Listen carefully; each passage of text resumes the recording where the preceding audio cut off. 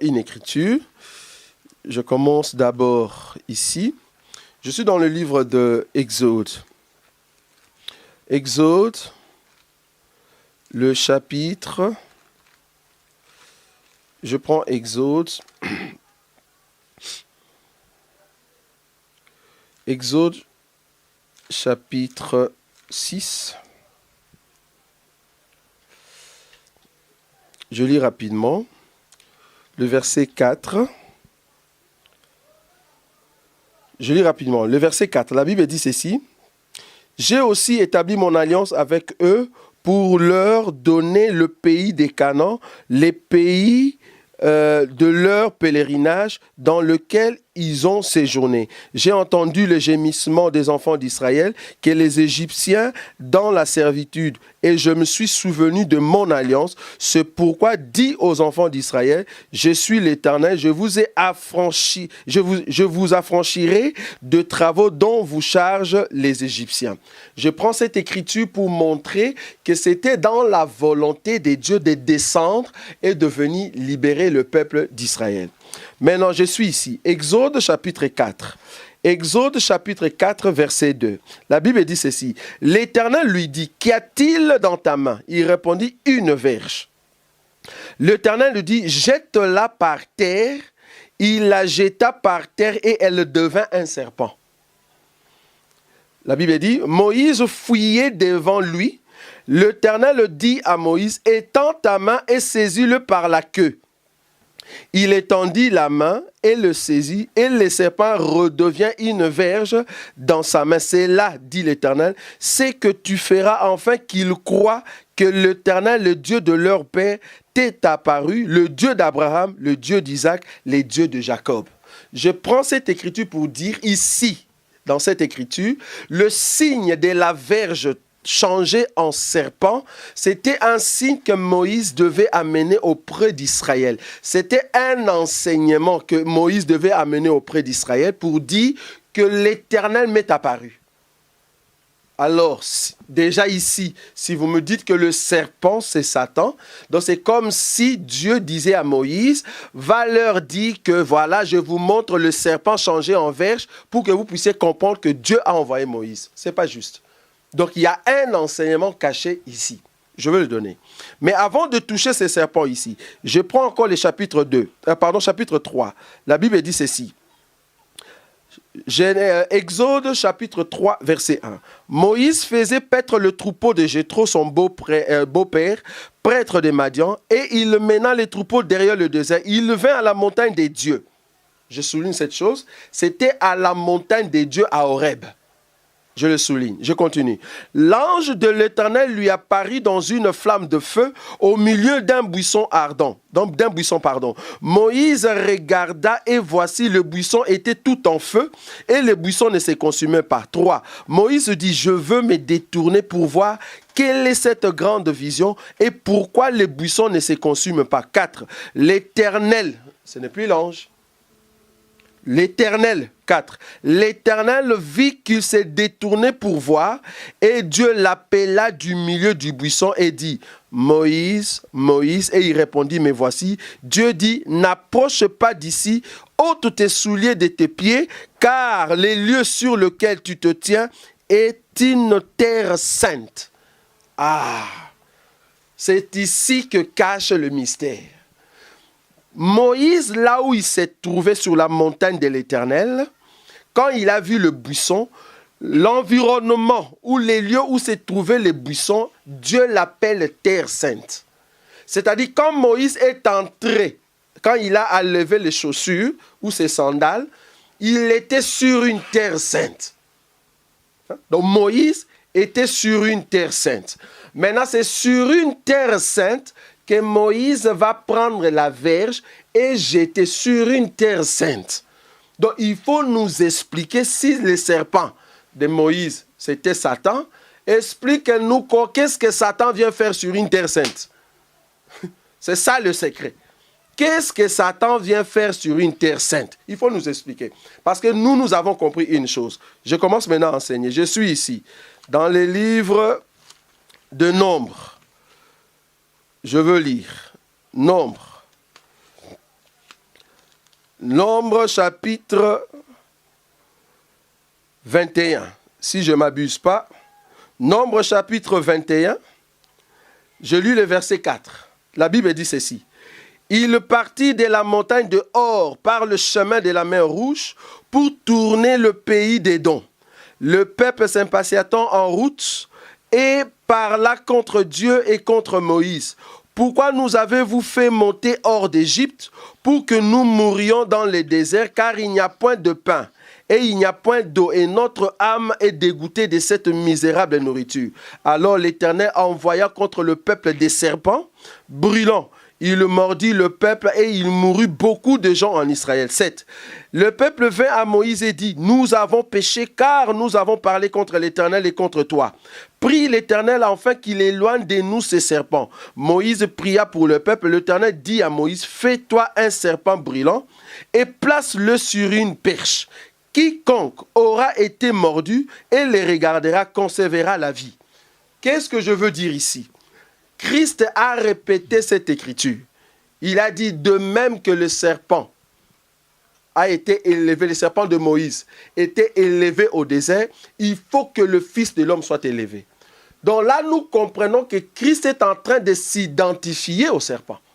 C'est-à-dire, les serpents qu'on est en train d'élever pour sauver le peuple, en fait, c'était la mort du serpent qui apporte la vie à ceux qui sont mordus. Or, Moïse, le mouvement qu'il était en train de faire, c'était l'ombre. Fallait que ce mouvement se réalise dans la réalité. Comment? C'est Jésus qui l'a dit. Je suis ici dans le livre de Luc. Parce que ici, c'est une émission. Quand vous posez des questions, nous sommes là toujours pour répondre et donner plus de précision. Luc chapitre 24. Luc chapitre 24. Je lis rapidement. La Bible dit ceci. Luc chapitre 24, verset 44. Puis il leur dit, c'est Jésus qui parle. Puis il leur dit, c'est là ce que je vous disais lorsque j'étais encore avec vous, qu'il fallait que s'accomplisse tout. Je souligne ça. Fallait que s'accomplisse tout ce qui est écrit de moi dans la loi de Moïse. Dans la loi de Moïse, dans les prophètes et dans les psaumes. Donc, il fallait que Jésus-Christ, en venant sur la terre, il puisse accomplir toute la loi de Moïse. Il puisse accomplir le mouvement qui était en Moïse, c'est-à-dire le Pentateuque, que nous appelons Genèse jusqu'à Deutéronome. Il fallait que le mouvement qui sont là-bas, que le Christ puisse le réaliser quand il a porté les corps. Or, de même que le serpent a été élevé au désert pour amener la paix, pour amener le salut auprès du peuple, fallait que Christ aussi soit élevé, c'est-à-dire Jésus, mourir à la croix pour donner la vie à toute personne qui a été tourmentée par les péchés, à toute personne qui était sous la malédiction, à toute personne qui était condamnée dans le monde des ténèbres, afin qu'il puisse recevoir la vie. Mais ce que je dis ici, beaucoup les pasteurs le disent. Mais si je suis venu aujourd'hui, c'est pour expliquer les mouvements du serpent sur la terre sainte. Parce que c'est là-bas que se cachent les mystères. La Bible dit que Moïse, quand il a jeté la verge, c'est Dieu qui lui avait dit, sur la terre sainte, quand il a jeté la verge, la Bible dit, la verge s'est transformée en serpent. Et Moïse fouillait devant ces serpents. Dieu lui a dit, prends les serpents par la queue. En prenant les serpents par la queue, le serpent est redevenu la verge. Je prends une écriture. Ésaïe, je crois que je vais trouver cette écriture, parce que nous avons compris que dans cet évangile, il y a beaucoup de gens qui parlent un peu beaucoup. C'est ce que nous avons compris. Mais aujourd'hui, nous voulons quand même dire à ceux qui nous suivent que les Écritures, il n'y a personne qui peut le comprendre à l'école. Tu peux aller à l'école, faire la théologie, mais tu ne comprendras jamais le mouvement de Christ. Pourquoi?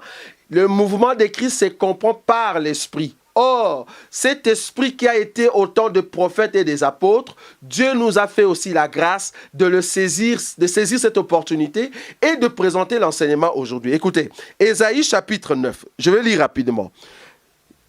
Verset 5.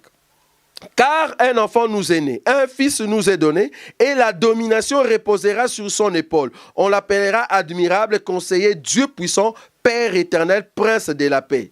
Voilà. Je saute. Je lis rapidement le verset. Je lis rapidement le verset 12. Je commence à partir du verset 12. La Bible dit ceci. Ésaïe chapitre 9, verset 12. Le peuple ne revient pas à celui qui le frappe. Et il ne cherche pas l'Éternel des armées. Aussi l'Éternel arrachera d'Israël la tête et la queue. Je veux expliquer c'est quoi la queue. Pourquoi Moïse va tenir au fait les serpents par la queue. Qu'est-ce que cela explique par rapport à Jésus?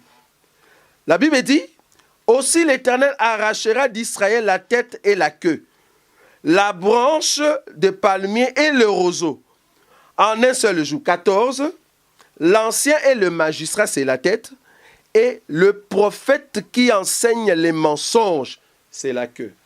Maintenant, suivez-moi. La queue, la Bible déjà l'appelle, c'est un prophète qui enseigne les mensonges. Ça, c'est la Bible qui le dit. Ce n'est pas moi. Je n'ai pas inventé cette pensée. Je n'ai pas cherché les dictionnaires pour expliquer c'est quoi la queue. Donc, tu cherches un mot dans les dictionnaires. La queue, c'est quoi? Donc là, tu suis ce que la Rousse a dit. Non, nous suivons ce que la Bible dit. La signification du mot vient dans la Bible. La Bible dit ceci. La queue, en fait, est le type d'un prophète qui profère les mensonges. Maintenant, Moïse, qui était sur la terre sainte, je te dis déjà d'avance, la terre sainte, en fait, c'est Israël. Or, Moïse n'est pas seulement Moïse prophète, Moïse est aussi Moïse loi. Donc, quand nous disons Moïse, Moïse veut dire Pentateuque, la loi, le voile. Donc, Moïse veut dire tout ce que les enfants d'Israël devaient pratiquer. On l'appelle aussi Moïse. La preuve, la Bible dit, lorsque Jésus a donné le parabole du riche et du pauvre Lazare, quand le pauvre Lazare était dans le sein d'Abraham, le riche dit à Abraham, « Oh Père Abraham, envoie Lazare auprès de mes frères pour qu'ils puissent leur enseigner ou de les empêcher de ne pas venir là où je suis. » Qu'est-ce que Père Abraham a dit? Père Abraham a dit, « Mais ils ont Moïse et le prophète. » Ce n'était pas Moïse le prophète. Ce n'était pas Moïse les prophètes, c'était plutôt la loi. Donc, ils ont la loi de Moïse et ils ont les prophètes. Donc là, le Moïse qui sort là, ce n'est pas Moïse humain, ce n'est pas Moïse prophète, mais c'est plutôt Moïse la loi. Donc, la loi de Moïse, c'est aussi une loi. C'est comme Paul aussi qui va dire, quand le peuple lise dans leur synagogue Moïse, il y a un voile qui tombe sur leur face. Là, nous comprenons le Moïse qu'ils sont en train de lire, ce n'est pas un humain, mais c'est la loi de Moïse qu'ils sont en train de lire, qu'on appelle aussi Moïse. Donc, quand nous voyons le mouvement de Moïse dans l'ombre, nous pouvons le typifier. Nous pouvons donner le type comme étant la loi de Moïse. Or, la loi de Moïse, qui dit loi de Moïse, nous voyons les sacerdoces mosaïques ou les sacerdoces aaroniques. Alors, le Moïse qui est sur la terre sainte, en fait, représente les sacerdoces, le lévite, tous ceux qui dirigeaient Israël. Alors, les serpents ici, qui était la verge, que Dieu a dit à Moïse de jeter, je l'explique ici comme étant la parole qui a quitté les commencements et qui est venue dans le monde sous forme d'un corps en mouvement, c'est-à-dire sous forme d'un homme, afin de donner la vie. Mais en venant sur la terre sainte, je souligne, en venant sur la terre sainte, c'est-à-dire en venant en Israël, il est venu chez le sien, mais les siens ne l'ont pas reçu. Quand il est venu en Israël, le Moïse, le sacerdoce mosaïque, le sacerdoce aaronique, ils ont refusé le Seigneur. Ils ont refusé l'enseignement du Seigneur. Ils ont refusé l'enseignement du serpent. Ils ont considéré que Jésus-Christ était un faux prophète. Ah! Vous voyez? Ils ont compris que c'est Jésus-là, il blasphémait parce qu'il disait qu'il était le Christ, c'est-à-dire le Fils de Dieu. Donc, il blasphémait. C'est pour cela même le sacrificateur, il a déchiré ses habits. Le peuple d'Israël ne voulait pas écouter cet homme parce qu'ils ont dit qu'il avait un esprit de Belzéboul. Ils ont dit que son enseignement n'était pas juste. Donc, Israël, qui était dirigé par Moïse, ils ont considéré que Jésus-Christ était un faux prophète. C'est pour cela Moïse, il fouillait les serpents, c'est-à-dire il fouillait l'enseignement du serpent. Et à la fin, qu'est-ce qu'il faut faire? Il faut prendre le faux prophète, c'est-à-dire prendre Jésus, que eux ils considèrent comme faux. Ils vont le prendre par la queue, parce qu'ils considèrent que c'est un faux, ils vont le tuer à la croix. Or, en le tuant à la croix, il le remet à sa position de la Vierge, c'est-à-dire l'autorité. Alors, Jésus-Christ va ressusciter. Après le 3e jour, il revient dans sa position de force, c'est-à-dire il revient dans sa position de la Vierge que nous appelons ici Yehoshua. Donc, quand Jésus-Christ revient dans sa position de Vierge, il a ramené les serpents maintenant en Égypte. C'est là où le peuple ne voit pas. Parce que sur la terre sainte, Israël n'a pas accepté. Alors le signe du serpent, qu'est-ce que Moïse va faire? Il va le faire devant Pharaon. Dans quel but? Suivez-nous, parce que nous parlons avec la révélation, non pas avec des pensées humaines. Il ramène les serpents en Égypte dans le but d'avaler les serpents de Pharaon. Or, les serpents de Pharaon, nous ne l'expliquons pas comme des démons. Nous, dans cet évangile, nous ne disons pas que ces serpents, ce sont des démons. Nous disons que ces serpents, c'était des enfants de Dieu qui étaient retenus statiques, qui étaient retenus entre les mains de magiciens de Pharaon. Et qu'en ces jours-là, quand Moïse a jeté la verge et que la verge est redevenue le serpent, les serpents de Moïse appelaient les enfants, appelaient le peuple de Dieu, afin qu'ils sortent entre les mains des magiciens et qu'ils prennent la forme du serpent, c'est-à-dire sortir de l'état statique, sortir de l'état de la verge pour qu'ils redeviennent les serpents et que ces serpents entrent dans la bouche des serpents de Moïse. C'est-à-dire quoi? Que tous les enfants de Dieu viennent dans la bergerie. C'est jusqu'à ce que ces serpents-là vont entrer, jusqu'à ce que le dernier serpent qui était en Égypte va entrer dans la bouche de notre Seigneur Jésus. C'est alors qu'il y aura l'enlèvement, c'est-à-dire Moïse va encore prendre les serpents et redevenir la verge. C'est alors que nous allons à l'enlèvement. Et le peuple qui va rester sur terre, Moïse et Aaron vont commencer à frapper maintenant avec les 10 plaies que nous appelons ici comme les 2 oins qui vont venir, ou les 2 prophètes, ou les 2 oliviers qui vont venir pour frapper la terre de toutes sortes de malédictions. Si vous n'avez pas compris cet enseignement, nos numéros passent et nous savons et nous croyons fermement que le Seigneur va apporter la connaissance par rapport à ce que nous venons de présenter maintenant. Jésus-Christ, c'est lui notre serpent qui était élevé à la croix, afin que nous qui étions autrefois sous la malédiction, que nous puissions recevoir les saluts par l'œuvre de la croix. Que Dieu vous bénisse.